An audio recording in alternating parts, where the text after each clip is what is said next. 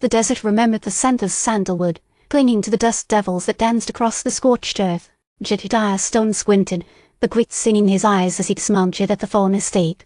Clem followed, his youthful face pale beneath the brim of his hat. The sprawling ranch house, riotous with wildflowers fighting for purchase in the parched soil, felt like a mockery of the hardships that bricked redemption. "Something's off," Jed muttered, more to himself and to Clem. The air hung thick with an uneasy stillness, a sense of watchful expectancy.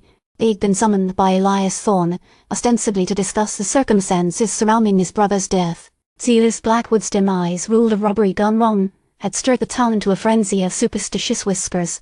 A curse, they said. A retribution for digging too deep into the desert's secrets. Jed, a man of logic and law, dismissed such talk as the ramblings of frightened souls, but even he couldn't deny the palpable tension that coiled around the Thorne Estate like a venomous snake. Elias Thorne greeted them on the veranda, a man whose outward grief seemed strained, his hands trembling as he offered them lemonade. "Marshal Stone," he said, his voice a strained tenor. "Clem, thank you for coming. It's a difficult time for us."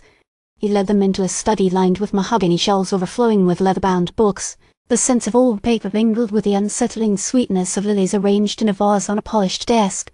Elara Thorne, Silas's sister, lounged on a chaise lounge, a languid smile playing on her lips. Her beauty was striking, almost unsettling, her eyes the colour of storm clouds.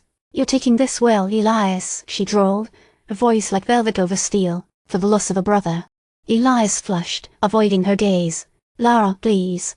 He was brother Elias, just not always a pleasant one. Silas had a knack for antagonizing people. She turned her attention to Jed, her eyes cool and assessing. "Marshal, I understand you've been investigating his misfortune." "We are get confirmed," his gaze fixed on her. "Mr. Thorne mentioned the drifter he hired to deliver a message to Silas." "Yes, a regrettable incident," Elias said quickly.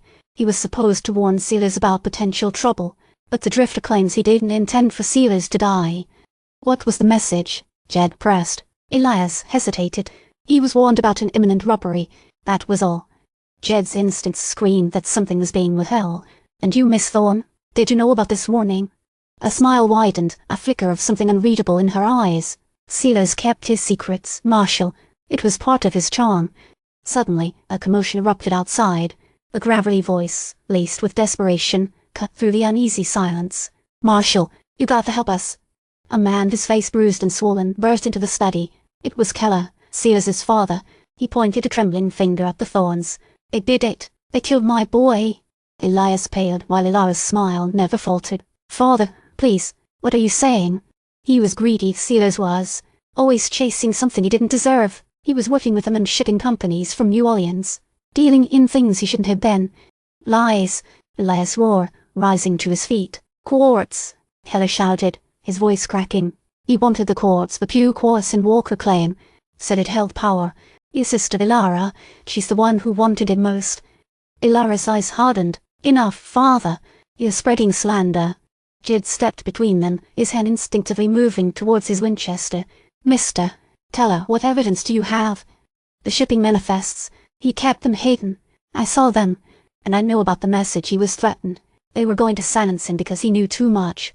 Keller's gaze fixed on Elara, and he spat on the floor. "I will see you answer for this." Jed's gaze shifted to Elias, then to Elara, assessing the conflicting narratives, the hidden agendas. The desert remembered. It remembered the greed, the secrets, the simmering resentments that had festered beneath the veneer of respectability. And he knew, with a certainty that settled deep in his bones, that the truth was far more complicated and far more dangerous than anyone was willing to admit. "Clem," Jed said, his voice low and controlled, "bring in Keller, secure the premises, and find those shipping manifests." The hunt had just begun. The scent of sandalwood still lingered in the air, a ghostly reminder of the shadows that lay beneath the sun-baked earth.